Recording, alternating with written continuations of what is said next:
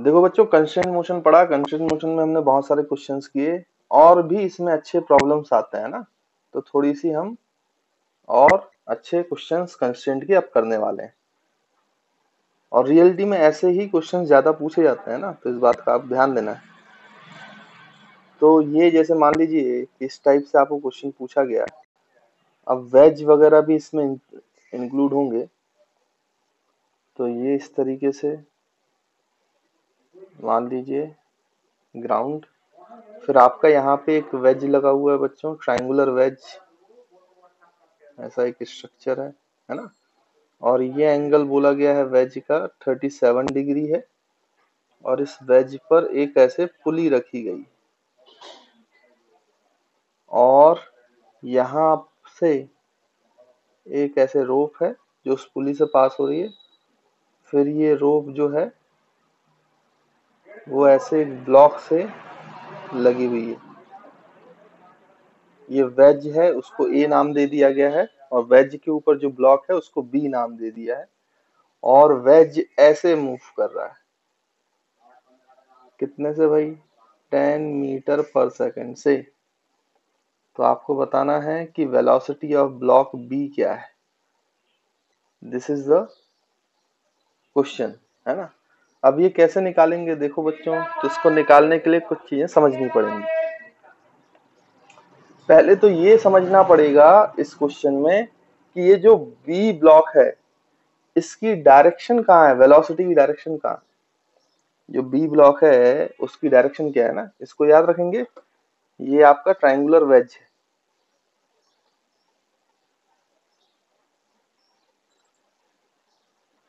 तो आपसे ये पूछा जा रहा है कि भाई ये जो ब्लॉक बी है इसकी, अब यहाँ पे अगर सिर्फ वेलोसिटी ऑफ ब्लॉक बोला है तो इन ग्राउंड फ्रेम है ना बच्चों, इन ग्राउंड फ्रेम, तो ग्राउंड फ्रेम में वेलोसिटी की डायरेक्शन जज करना बड़ा ही मुश्किल है यहाँ पर। अगर आप वेज के रेस्पेक्ट में देखें तो इसकी वेलोसिटी ऐसे नीचे की तरफ है। अगर वेज पे ही बैठ जाएं, आत्मा बनकर घुस जाएं वेज पर, तो ब्लॉक आपको ऐसे नीचे जाते हुए दिखाई देगा इंक्लाइन प्लेन पे। तो ये वेलोसिटी है, लेकिन ये है किसके रेस्पेक्ट में? With respect to wedge. बच्चों ध्यान से समझें इस बात को, कई बार तो यही सब चीज समझ में नहीं आती है। ये with respect to wedge velocity की डायरेक्शन ये है, क्योंकि खुद वेज इधर जा रहा है, तो ब्लॉक बी भी तो वेज के साथ इधर जा रहा है। मतलब विथ रेस्पेक्ट टू वेज जो ब्लॉक बी की रफ्तार है वो ऐसे इंक्लाइंड है, बट क्योंकि वेज खुद इधर जा रहा है तो ब्लॉक बी भी वेज के साथ ऐसे इधर जा रहा है। तो इन दोनों का कॉम्बिनेशन जो है वेक्टर सम, तो ग्राउंड फ्रेम में वेलोसिटी ऑफ ब्लॉक कुछ इस डायरेक्शन में। तो वेलोसिटी ऑफ ब्लॉक की डायरेक्शन आप जज नहीं कर पाओगे यहाँ पर जब तक आपको इस v की नहीं पता। इसलिए मैंने यहाँ पर ये जो वेलोसिटी है किसके रेस्पेक्ट में ले ली है बच्चों? With respect to wedge. तो मैं एक्चुअली में क्या बोलना चाहिए मुझे कि वेलोसिटी ऑफ ब्लॉक, यहाँ पे अगर देखें तो velocity of block with respect to wedge जो है, it is a vector sum of vector subtraction of velocity of block minus velocity of wedge. Wedge मतलब या तो ए लिख लो या वेज लिख लो, जो भी लिखना चाहो। और यहाँ पे अगर आप ध्यान से देखें तो इसी को हम v बोल रहे हैं, इसको हम बच्चों v बोल रहे हैं। Velocity of block with respect to wedge को ही v बोला गया।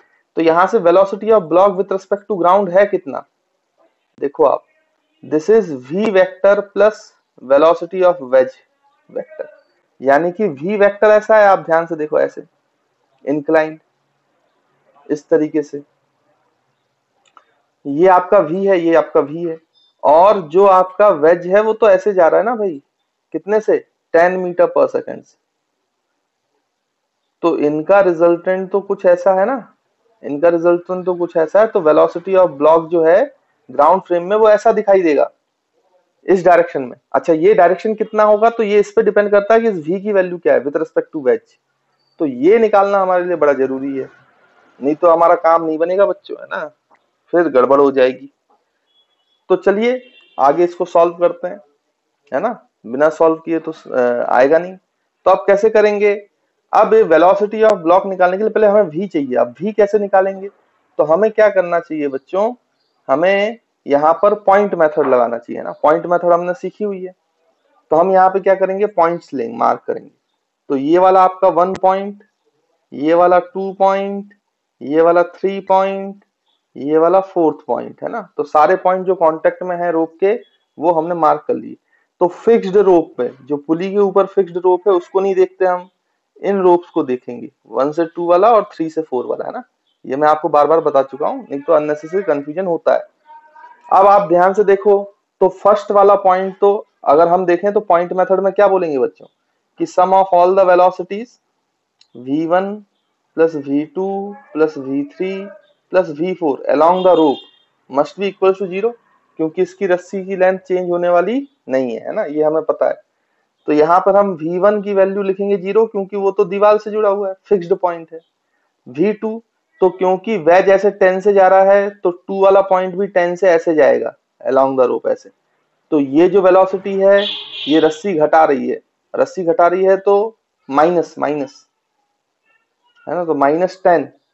फिर ये थर्ड वाला पॉइंट भी ऐसे जा रहा है, देखो 10 से ऐसे जा रहा है ऐसे, अगर वेज ऐसे जा रहा है तो थर्ड वाला पॉइंट भी ऐसे जा रहा है। तो लेकिन ये डायरेक्शन ऑफ रोप जो है वो इसके अलोंग नहीं है, जो ये रेड वाली वेलोसिटी दिख रही है, तो इसके अलोंग अपन को निकालना पड़ेगा। तो अगर ये 10 है तो 10 के अलोंग ये वाला, ये वो कंपोनेंट है वेलोसिटी का जो अलोंग द रोप है। तो ये एंगल बच्चों 37 है, तो ये एंगल भी 37 है, तो ये हो जाएगा 10 cos 37। तो यहाँ पे ये 10 cos 37 देखो रेड कलर की रस्सी का बढ़ा रहा है, लेंथ इंक्रीज कर रहा है, तो +10 cos 37 ऐसा हमें लिखना चाहिए। अब बी में, तो बी में तो यहाँ दो है, एक ये 10 है और एक ये v है, तो v तो अलोंग द रोप है, कोई दिक्कत नहीं है 4th पॉइंट पे, और 10 का हमें ये वाला कंपोनेंट चाहिए भाई, अलोंग द रोप वाला कंपोनेंट। तो ये जो अलोंग द रोप वाला कंपोनेंट है बच्चों, ये कितना हो जाएगा, देखो ये फिर से एंगल 37 और ये 10 का ये वाला, तो ये 10 cos 37। अब ये जो 10 cos 37 वाला है ये टूवर्ड्स द रोप लग रहा है, मतलब रस्सी को घटा रहा है, रस्सी को घटा रहा है, तो यहाँ पर -10 cos 37 लगाना पड़ेगा। और फिर ये v अलोंग द रोप है 4th पॉइंट पर, लेकिन ये अवे फ्रॉम द रोप लग रहा है, मतलब रस्सी की लेंथ बढ़ाना चाहता है, तो +v लिखेंगे इज इक्वल टू 0। तो देखो 10 cos 37 10 cos 37 कैंसल, तो v की वैल्यू जो कि वेलोसिटी ऑफ वेज है, वेलोसिटी ऑफ बच्चों क्या है, ये ब्लॉक है विथ रिस्पेक्ट टू वेज, तो ये आगे आपका 10 उधर जाएगा, तो 10 मीटर पर सेकेंड, 10 मीटर पर सेकेंड। देखो ये आंसर बच्चों आ गया। तो ये भी आपका जो v है विथ रिस्पेक्ट टू वेज, ये 10 मीटर पर सेकेंड है। अब इनका रिजल्टेंट लेना है तो आपको v भी चाहिए ना, velocity of block with respect to ground, तो उसका मैग्नीट्यूड क्या होगा। तो अगर ये एंगल 37 है तो ये एंगल है 180 माइनस 37, 180 माइनस 37 हो जाएगा ना, ये टोटल 180, तो ये 180 माइनस 37। तो आप इसको सॉल्व करेंगे 180 माइनस 37 को, तो आपको मिलेगा कितना भाई, √। अब पैरेललोग्राम लॉ लगा लो यहाँ पर, उसी से आसान होगा इसको सॉल्व करना।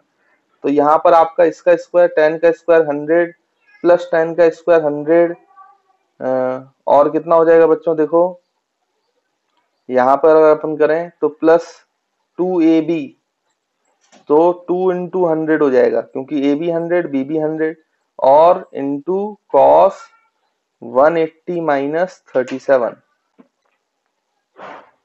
तो आपको पता है ये जो है ये कौन से क्वाड्रेंट में है बच्चों, सेकंड क्वाड्रेंट में है ना, ये तो सेकंड क्वाड्रेंट में है कॉस, और कॉस जो है सेकंड क्वाड्रेंट में आपको पता है क्या होता है बच्चों, पॉजिटिव की नेगेटिव। तो कॉस, जो कॉस थीटा अगर सेकंड क्वाड्रेंट में है तो नेगेटिव होता है, तो यहाँ पे ये वैल्यू नेगेटिव आएगी।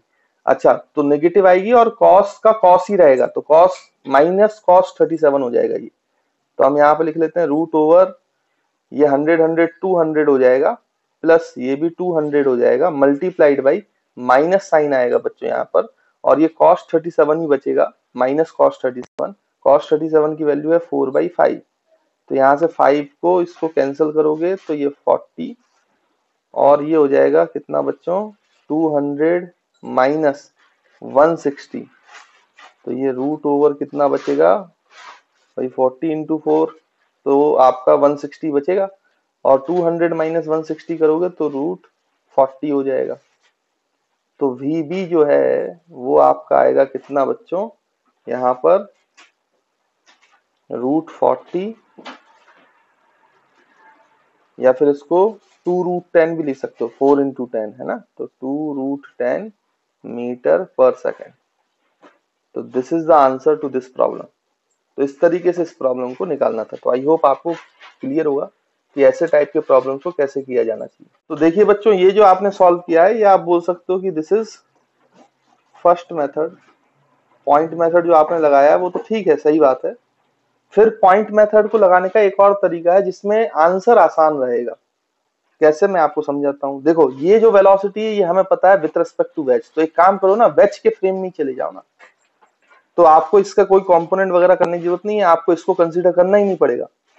देखो, तो हम सेकंड मेथड में क्या करते हैं, जब हमें v निकालना है और हमें पता है, हमें डायरेक्शन किसकी पता है भाई, विथ रेस्पेक्ट टू वेज पता है, ना कि विथ रेस्पेक्ट टू ग्राउंड, तो आप वेज के ही फ्रेम में चले जाओ। सेकंड मेथड में हम वेज के फ्रेम में जाके बैठ जाएंगे, है ना। आत्मा बनकर वेज पे घुस जाओ और वेज के फ्रेम में चले जाओ। तो अगर आप वेज के फ्रेम में आ जाओगे तो वेज तो रुक जाएगा भाई, वेज रुक जाएगा, वेज के लिए तो दुनिया रुक गई, है ना। तो यहां पर ये 37 डिग्री वेज आ चुका है बच्चों रेस्ट पर। यहां पर अब देख लेते हैं इस तरीके से, तो ये आपका रोप है, ये आपका, और ये बच्चों यहां पर ये ब्लॉक है। अब आप खुद सोचो, जब आप वेज के फ्रेम में चले गए तो वेज तो इधर पहले खिसक रहा था, दीवार पास आ रही थी ना उसके पहले, देखो। लेकिन अगर ये वेज रुक गया है तो ये अपनी वेलोसिटी उल्टी करके किसको देना पड़ेगा, वॉल को देनी पड़ेगी। मतलब वॉल अब आपको ऐसा लगेगा जब वेज के फ्रेम से देखोगे कि वॉल 10 मीटर पर सेकंड से ऐसे आ रही है वेज की तरफ। रिलेटिव मोशन में तो वेलोसिटी को उल्टा करके देते हैं ना भाई, सामने वाले को।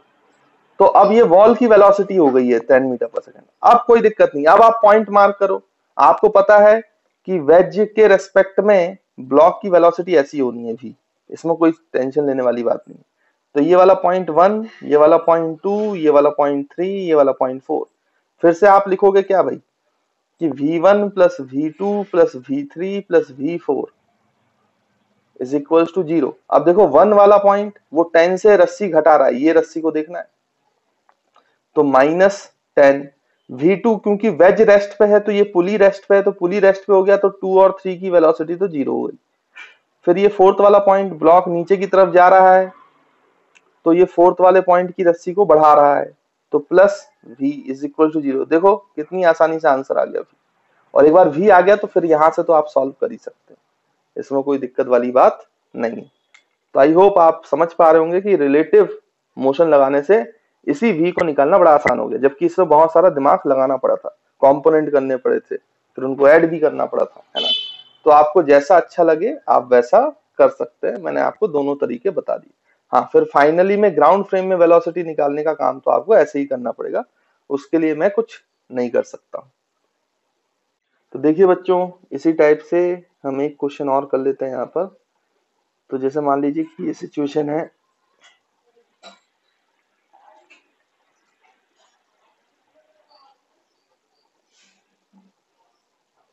तो यहाँ पर इस तरीके से एक वेज है,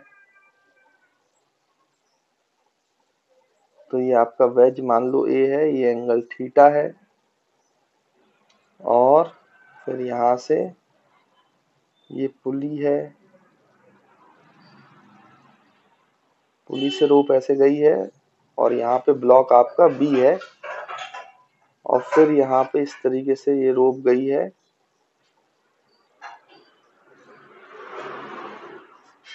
फिर यहाँ एक पुली है, और फिर ये रोप आके इससे कनेक्टेड है। अब आपसे वही पूछा जा रहा है कि find the velocity of block B, अगर ए वाला जो वेज है वो 10 मीटर पर सेकंड से इस तरफ आ रहा है ना। तो अब इसको सॉल्व करने का तरीका क्या है, फिर से वही बात है, जैसे मैंने आपको बोला कि अगर हमें वेलोसिटी ऑफ ब्लॉक बी चाहिए तो विथ रेस्पेक्ट टू वेज हमें इसकी डायरेक्शन पता है, v with respect to wedge पता है, हमें ग्राउंड फ्रेम में इसकी डायरेक्शन नहीं पता है जब तक v नहीं पता चलेगा हमें, है ना। तो बेसिकली हो क्या रहा है कि इस डायरेक्शन में आपका v है, इस डायरेक्शन में आपका 10 मीटर पर सेकंड है, तो ग्राउंड फ्रेम में इसकी जो वेलोसिटी है भाई वो कुछ इस डायरेक्शन में है। This is the velocity of v, this is velocity of wedge. इन दोनों का रिजल्टेंट है ना, क्योंकि vb is equals to velocity vector plus velocity of wedge, है ना। ये तो हमें पता है, अभी हमने निकाला भी था। This is velocity of B with respect to wedge, है ना, v जो हमने माना है। तो आई होप आपको ये क्वेश्चन तो क्लियर होगा। और ये आपको पता है कि अगर ये एंगल थीटा है बच्चों, तो ये एंगल हो जाएगा टोटल 180 माइनस थीटा, है ना।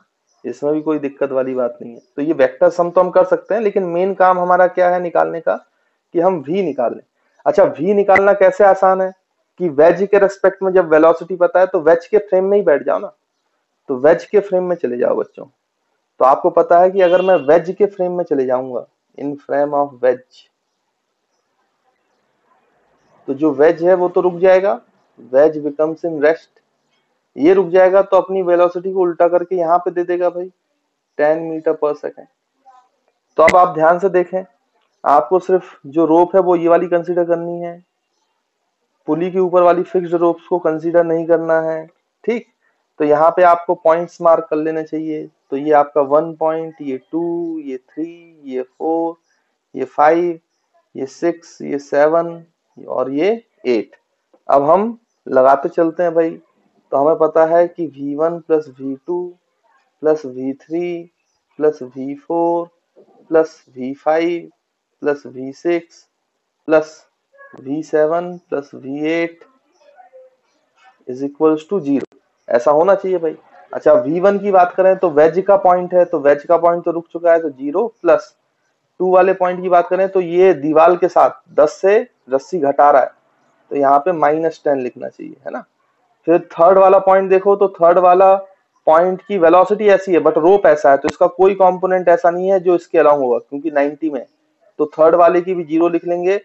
फोर्थ वाले की वेलोसिटी भी, क्योंकि वो राइट की तरफ है बट अलोंग द रोप नहीं है, उसका कोई कंपोनेंट नहीं होगा, 90 डिग्री पर है। तो अलोंग द रोप जो कंपोनेंट है फोर्थ वाले पॉइंट का, वो भी 0 हो जाएगा। फिफ्थ वाले पॉइंट का रस्सी घटा रहा है, तो -10 से जो दीवार की वेलोसिटी। 6, 7 वेज पर है, तो 0 0, पुली भी फिक्स्ड है। ये रस्सी को बढ़ाना चाहता है, तो plus v is equal to 0। तो देखो -10 तो 20। तो यहाँ से v की वैल्यू आ गई भाई, v विल बिकम 20 मीटर पर सेकेंड। तो ये आपका आ गया 20 मीटर पर सेकेंड। अब ये अगर 20 मीटर पर सेकेंड आ गया तो वेलोसिटी ऑफ ब्लॉक आप लिख सकते हो, पर वो लगा दो। तो ये आपका कितना हो जाएगा बच्चों, वेलोसिटी ऑफ वेज मतलब 10 का स्क्वायर प्लस 20 का square plus 2 into 10 into 20 into cos 180 minus theta, है ना। अब थीटा की वैल्यू अगर हमें पता होती तो हम इसको सॉल्व कर लेते, कोई दिक्कत नहीं थी। बाकी आप जानते हो सॉल्व कैसे करना है, तो उसमें कोई परेशानी नहीं है। मेरे को सिखाना था तो मैंने आपको सिखा दिया। अब ये बहुत टफ क्वेश्चन माना जाता है कंस्ट्रेंट मोशन का, लेकिन अगर आपने ध्यान से सुना हो और समझा हो तो आपको टफ नहीं लगना चाहिए ना। बड़ी ही चीजें सिंपल सी हैं, वेक्टर आना चाहिए बस आपको, और कंस्ट्रेंट लगाना आना चाहिए अच्छे से। तो आई होप आपको बच्चों क्लियर होगा। तो देखिए बच्चों, इसको करने के बाद अब हम जो नेक्स्ट सेक्शन चालू कर रहे हैं वो है वेज कंस्ट्रेंट। मतलब पुली वगैरह कुछ नहीं होंगी, वेज वगैरह ही होंगे, और उनके बीच में कंस्ट्रेंट मोशन कैसे अप्लाई किया जाता है वो हमें देखना है, सॉल्व कैसे किया जाता है ना। तो वेज कंस्ट्रेंट को पढ़ने के लिए आप ऐसा से एक सिंपल सी सिचुएशन देखें बच्चों, है ना। तो आपको क्लियरली समझ में आ जाएगा कि यहाँ पर क्या होना है। जैसे मान लीजिए कि ये भाई इस तरीके से एक आपका वेज है, ट्राइंगुलर वेज है, और ये एंगल जो है वो थीटा है। और यहाँ पर आपने क्या किया कि यहाँ पे ऐसे दो रिजिड सपोर्ट हैं इधर, और इन रिजिड सपोर्ट के बीच में आपने इस तरीके से ऐसे एक और वेज, रेक्टेंगुलर वेज मान लो, इस तरीके से आपने इसको रिलीज किया, तो ये अपने मास की वजह से नीचे आएगा। अब मास की वजह से ये नीचे आएगा तो ट्राइंगुलर वेज को ऐसे खिसकाएगा, ये नीचे आएगा, ये ऐसे खिसकेगा। मतलब इस वेज की वेलोसिटी नीचे की तरफ v1 है, तो ट्राइंगुलर वेज ऐसे खिसकेगा। अगर फ्रिक्शनलेस सरफेस है तो इसकी वेलोसिटी v2 है। तो आपसे बोला गया कि भाई v1 और v2 में रिलेशन बताओ। इसमें देखो दोनों वेज ही हैं, कोई पुली कोई स्ट्रिंग वगैरह नहीं है ना, इसलिए इसको वेज कंस्ट्रेंट बोला जाता है। तो अब इसकी वेलोसिटी का रिलेशन कैसे निकालेंगे भाई? तो आपको करना क्या है कि एक बात समझनी है ध्यान से कि अगर इसके सरफेस को देखें आप, ये जो सरफेस है, जो इनके सरफेस का जो बच्चों कांटेक्ट है, इसको जरा आप यहाँ पे देखो। तो इस कांटेक्ट सरफेस को थोड़ा सा जूम कर लेते हैं। तो देखो अगर हमने इसको जूम कर लिया इस तरीके से, तो ये सरफेस हमें ऐसा दिख रहा है, ये एंगल अगर देखा जाए तो ये एंगल जो है वो थीटा हो जाएगा। तो यहाँ पर ये जो दोनों का सरफेस है ये कांटेक्ट है, तो इसको मैंने जूम करके बनाया है। अब देखो इसके ऊपर तो आपका ये बच्चों रेक्टेंगुलर वेज है ना, तो इसका एक पॉइंट ये है, ये रेक्टेंगुलर वेज का पॉइंट है ये वाला, और यहाँ पर एक पॉइंट ये है, तो ये ट्राइंगुलर वेज का पॉइंट है ये वाला। अब आप ध्यान से देखो ये ऐसे जा रहा है, ये पॉइंट वेज के साथ ऐसे जाएगा ना V2 के साथ, और ये वाला पॉइंट ऐसे आ रहा है क्योंकि ये वाला वेज नीचे की तरफ आ रहा है, तो इस पॉइंट का वेज के हर पॉइंट की वेलोसिटी नीचे की तरफ V1 है। आप समझ पा रहे होंगे। तो इसमें आप ध्यान से देखें तो बच्चों इस डायरेक्शन के अलोंग जो perpendicular to the contact surface है, मतलब इस लाइन के अलोंग जो परपेंडिकुलर टू कॉन्टेक्ट सरफेस है, इस लाइन के अलोंग जो वेलोसिटी होनी चाहिए बच्चों, वेलोसिटी होनी चाहिए दोनों पार्टिकल्स के, दोनों वेज के पार्टिकल्स के जो ऊपर नीचे हैं वो दोनों की सेम होनी चाहिए। अगर ऐसा नहीं होगा तो सोचो क्या होगा कि अगर इस वाले पार्टिकल की वेलोसिटी परपेंडिकुलर टू सरफेस ज्यादा हो जाए तो सोचो ये वाला पार्टिकल इस वेज के अंदर घुस जाएगा, जो कि पॉसिबल नहीं है। भाई ऐसा कैसे हो सकता है, ये तो सॉलिड है ना, पूरा रिजिड मटेरियल है, तो ये वाला वेज इसके अंदर कैसे घुस सकता है? तो ये वाला पार्टिकल इसके अंदर नहीं घुस सकता, और इसकी velocity along the perpendicular to the surface ज्यादा नहीं हो सकती ऊपर वाले से, नहीं तो फिर कांटेक्ट छूट जाएगा, जो कि वो भी पॉसिबल नहीं है। कांटेक्ट भी मेंटेन है और ना तो ऊपर वाला वेज इसके अंदर घुस सकता है। इसका मतलब along the perpendicular to the contact surface जो वेलोसिटीज के कंपोनेंट है वो कैसे होने चाहिए बच्चों, वो आपके इक्वल होने चाहिए, तभी काम बनेगा, नहीं तो काम नहीं बनेगा। अब उसको कंपोनेंट को निकालने के लिए हमें एंगल के तरीके से निकालना पड़ेगा यहाँ पर। तो हम कैसे निकालेंगे बच्चों, देखो ध्यान से, अगर मैं इस पॉइंट पे ऐसे पैरेलल खींचूं इस लाइन के, तो ये हॉरिजॉन्टल सरफेस है, अगर ये पैरेलल खींचूंगा तो ये एंगल थीटा है, तो आप समझ पा रहे होंगे कि ये एंगल थीटा है, तो ये 90 माइनस थीटा है, तो ये एंगल थीटा है। तो V1 का ये वाला कंपोनेंट कितना हो जाएगा बच्चों, V1 cos थीटा। फिर वैसे ही इसका ये वाला जो कंपोनेंट है वो कितना हो जाएगा, आप देखो ध्यान से, तो अगर मैं इसके ऐसे पैरेलल खींचूं तो ये एंगल थीटा है, क्योंकि ये एंगल थीटा है, तो अगर ये एंगल थीटा है तो ये हो गया साइन थीटा वाला कंपोनेंट, ये कॉस वाला, लेकिन परपेंडिकुलर टू द सरफेस जो है वो हो जाएगा V2 साइन थीटा। तो इसका मतलब अलोंग द परपेंडिकुलर डायरेक्शन ये दोनों वेलोसिटी सेम होनी चाहिए, क्योंकि कोई भी एक वेज का पॉइंट दूसरी वेज में नहीं घुस सकता और कांटेक्ट भी लूज नहीं हो सकता, छूट नहीं सकता। तो V1 cos theta must be equals to V2 sin theta, ये होना चाहिए बच्चों, नहीं तो गड़बड़ हो जाएगी। ये वेज कंस्ट्रेंट है ना। तो आई होप आपको वेज कंस्ट्रेंट समझ में आया होगा। तो इस पॉइंट को हम यहाँ पे लिख लेते हैं नोट करके, तो आप लोग लिख लें इसको। तो यहाँ पे लिखें बच्चों, इन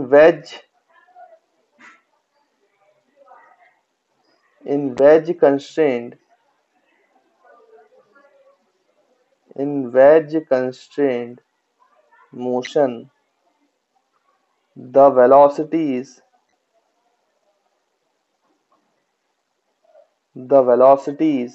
along the velocities along the normal to the contact surfaces of wedge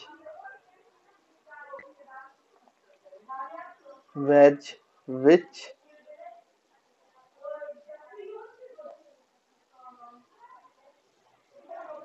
नहीं, surfaces of the wedge are must be same। मतलब वेज कंस्ट्रेंट में जो velocities normal to the contact surface है वेज के, वो सेम होनी चाहिए, नहीं तो फिर गड़बड़ हो जाएगी, जो मैंने अभी आपको बताया है ना बच्चों। तो आई होप आपको पॉइंट क्लियर हुआ। तो देखिए बच्चों, जल्दी से कुछ क्वेश्चंस करते हैं। तो जैसे मान लीजिए कि आपको वेज कंस्ट्रेंट में ये क्वेश्चन पूछा गया है।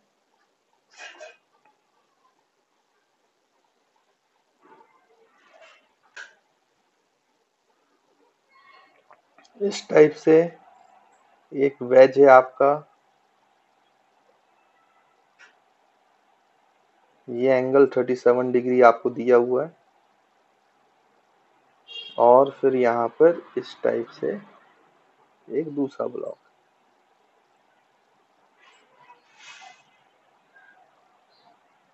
यस, तो बोला जा रहा है कि ये वेज जो है वो नीचे आ रहा है 10 मीटर पर सेकंड से, तो इस वेज की रफ्तार क्या होगी ये बताना है। तो जल्दी से निकाल लें, जो मैंने अभी आपको पॉइंट बताया है उसी पॉइंट का आप यूज करें। तो इसका जब आप सॉल्यूशन करेंगे तो आपको पता है कि इसको थोड़ा सा जूम करके आप बना लो यहाँ पर। तो देखो ये हम बना लेते हैं, और ये एंगल 37 है तो ये एंगल ही बना लेते हैं क्योंकि इसकी जरूरत तो पड़ेगी भाई। अब इस वाले वेज का कोई भी पॉइंट आप यहाँ ले लो, इस वाले वेज का कोई भी पॉइंट यहाँ ले लो। तो इस वाले वेज का अगर हम थोड़ा दूर दूर ले लेते हैं ताकि कंपोनेंट करें तो दिक्कत ना जाए। तो ये जो है ये 10 मीटर पर सेकंड से आ रहा है। अब ऑब्वियस सी बात है कि वो कंपोनेंट जो normal to the contact surface है, ये जो इसके अलोंग होंगे, उनकी वेलोसिटी सेम होनी चाहिए। तो यहाँ पे कोई जो पॉइंट होगा उसकी वेलोसिटी तो ऐसी है भाई v, तो हमें v का ये वाला कंपोनेंट और 10 का ये वाला कंपोनेंट निकालकर इक्वल करना पड़ेगा। तो 10 का ये वाला कंपोनेंट कितना होगा बच्चों? अब हम इसको कैसे देखेंगे, तो हमें थोड़ा सा यहाँ पे ऐसे बनाना पड़ेगा। अब देखो, अगर हम यहाँ पे देखें तो ये हॉरिजॉन्टल के साथ ये जो इंक्लाइंड प्लेन है इसका एंगल 37 डिग्री है, तो ये 37 है, फिर ये 90 है, तो ये एंगल 37 है ना, क्योंकि 37 53, तो फिर ये 37 हो जाएगा। एंगल निकालना मेन काम है, एंगल अब आपको निकालना आना चाहिए। तो ये वाला जो कंपोनेंट हो गया ये हो गया 10 cos 37। फिर v का जो ये वाला कंपोनेंट है बच्चों, ये वाला कंपोनेंट हमें निकालना पड़ेगा। तो उसके लिए फिर से एक काम करें, इसके पैरेलल लाइन खींचें, तो ये हॉरिजॉन्टल के साथ 37 है, तो ये v sin 37 हो जाएगा, v sin 37। और अगर हम वेज कांस्टेंट करें तो अलोंग द नॉर्मल ये वेलोसिटीज इक्वल होनी चाहिए, मतलब 10 cos 37 must be equals to v sin 37। तो 10 cos 37 की वैल्यू होती है बच्चों 4/5, तो 4/5, तो ये 5 से 2 is equals to v sin 37। sin 37 की वैल्यू होती है 3/5, है ना। तो यहाँ से v की वैल्यू आ जाएगी ये 8, और 5 मल्टीप्लाई होगा तो कितना हो जाएगा बच्चों 40, तो ये हो जाएगा 40, और ये 3 नीचे आ जाएगा, तो 40/3 मीटर पर सेकंड। तो this is the answer to this problem. तो आई होप आपको समझ में आया होगा कि बच्चों को पता नहीं होता है इसलिए उनसे क्वेश्चन बनता नहीं है, ये टफ लगता है वेज कंस्ट्रेंट, बाकी है बड़ा आसान, है ना। आसानी से आप सॉल्व कर सकते हो क्वेश्चन। तो देखो बच्चों, और कैसे क्वेश्चन पूछे जाते हैं। एक क्वेश्चन जो पहले आया हुआ क्वेश्चन है एग्जाम में, उसको पूछ लेते हैं यहाँ पर। तो उन्होंने बोला कि भाई यहाँ पर इस तरीके से सरफेस है, यहाँ पर ऐसे सिलेंड्रिकल रॉड्स है ना, सिलेंड्रिकल है ये रॉड्स, लेकिन हम क्रॉस सेक्शन से देख रहे हैं, सामने से देख रहे हैं तो सर्कल दिख रहा है, और ये पीछे की तरफ लेंथ भी है इनकी, है ना। तो लेंथ नहीं बना रहा हूं मैं, सिर्फ सामने से देखने पे ऐसे दिखाई दे रहा है ना। तो ये दो सिलेंड्रिकल रॉड्स हैं, और ये ऊपर एक तीसरा सिलेंड्रिकल है, लेकिन तीनों आइडेंटिकल है, मतलब मास रेडियस सब सेम है। तो ये कहा गया है कि there are 3 identical identical cylinders, है ना। सिलेंडर्स हैं, जैसे कि मैंने आपको बोला लेंथ पीछे की तरफ है तो दिख नहीं रही, आप सामने से देख रहे हो तो उसका सर्कुलर क्रॉस सेक्शन दिख रहा है ना। तो अब मैं अगर बोलूं कि इसका रेडियस आर है तो तीनों का ही रेडियस आर है, क्योंकि तीनों जो है वो सेम आइडेंटिकल है ना। तो ये इस तरीके से बना दिया, ठीक बच्चों। अब ये बोल रहा है कि ये जो ऊपर वाला सिलेंडर है ये नीचे की तरफ गिरता है a1 एक्सलरेशन से, तो ये वाला सिलेंडर ऐसे भागता है a2 एक्सलरेशन से, और क्योंकि सिमेट्री है तो ये वाला सिलेंडर भी ऐसे भागेगा a2 रिलेशन से, a2 एक्सलरेशन से। तो आपसे बोला गया है कि find the relation between find the relation between A1 and A2, तो आपको A1 एंड A2 के बीच में रिलेशन फाइंड आउट करना है। अब देखो बच्चों इसको कैसे सॉल्व करेंगे। देखो ये A1 से नीचे कर रहा है, ये A2 से कर रहा है, ये भी A2 से जा रहा है। तो खैर आप तो किसी भी एक सिलेंडर के रेस्पेक्ट में, जो हमने अभी वेज कंस्ट्रेंट पढ़ा है, तो ये वेज जैसा ही तो है, सिलेंडर है और आइडेंटिकल्स हैं, तो आप यहाँ पर वो लगा सकते हो। तो देखो इन दोनों के सेंटर्स को जोड़ दो बच्चों, अगर इन दोनों के सेंटर्स को जोड़ोगे तो ये परपेंडिकुलर हो जाएगा इस सरफेस के, इन दोनों के सेंटर्स को जोड़ दोगे तो ये सरफेस के परपेंडिकुलर हो जाएगा, और इन दोनों को सेंटर्स को जोड़ दोगे तो ये परपेंडिकुलर। अब ध्यान से देखो, तो इन तीनों के सेंटर को जोड़ने वाला ये जो है, ये भी रेडियस आर, ये भी रेडियस आर, तो ये लेंथ 2r है, ये आर ये आर, तो ये लेंथ भी 2r है, ये आर और ये आर, तो ये लेंथ भी 2r है। एक्चुअली में उसने एंगल नहीं दिया, लेकिन इस तरीके से आप एंगल निकाल सकते हो। तो ये 2r 2r 2r, तो ये ट्राइंगल बन रहा है बच्चों। ये ट्राइंगल कितनी लेंथ का ट्राइंगल बन रहा है, 2r 2r 2r, मतलब इक्विलेटरल ट्राइंगल है। और इक्विलेटरल ट्राइंगल का एक एंगल कितना होता है भाई, 60 डिग्री, ये आपको पता है 60 डिग्री होता है। अब आप इसको अगर वन पॉइंट को कंसीडर करें और सेकंड पॉइंट को कंसीडर करें, तो देखो आप यहाँ पे वेज कंस्ट्रेंट लगा सकते हो। ये आपका पॉइंट नंबर सेकंड, तो ये आपका बच्चों इस तरीके से ये नॉर्मल के अलोंग वाली लाइन है जो 2r लेंथ है, और यहाँ पे पॉइंट 1 है। देखो ये 1 वाले पॉइंट का एक्सेलेरेशन नीचे की तरफ है a, तो देखो बच्चों ये पूरा 60 होगा, तो नीचे है डायरेक्टली, तो ये आधा एंगल होगा 30 डिग्री, मतलब ये 30 डिग्री है, ये हमें पता चल गया। और इसका हॉरिजॉन्टल के साथ जो एंगल है वो बच्चों 60 डिग्री है। अब इसका एक्सेलेरेशन तो a2 है ऐसे, तो अगर ये एंगल 60 है तो ये एंगल भी 60 है, तो ये a2 का अलोंग द कंपोनेंट वाला, अलोंग द नॉर्मल वाला कंपोनेंट, और a1 का भी अलोंग द नॉर्मल वाला कंपोनेंट ये है। तो इन दोनों कंपोनेंट की वैल्यूज क्या है बच्चों, a1 का ये वाला कंपोनेंट हो जाएगा a1 cos 30, और a2 का ये वाला कंपोनेंट हो जाएगा a2 cos 60। तो ये दोनों बराबर होने चाहिए ना, तभी तो एक बॉल दूसरी बॉल में नहीं घुसेगी, अलोंग द नॉर्मल कंपोनेंट बराबर होने चाहिए। तो a1 cos 30 must be equals to a2 cos 60। तो cos 30 की वैल्यू होती है बच्चों कितनी, √3/2 है ना, तो √3a1/2, और इसकी वैल्यू होती है कितनी बच्चों, a2/2 है ना, 1/2, तो 2 कैंसिल, तो a2 की वैल्यू आ गई √3a1। तो देखो a2 इक्वल्स टू √3a1, तो this is the relation which we have to find between a1 and a2 and the answer to our problem। तो आई होप आपको ये वाला क्वेश्चन भी क्लियर होगा, ये पहले पूछा गया हुआ क्वेश्चन है।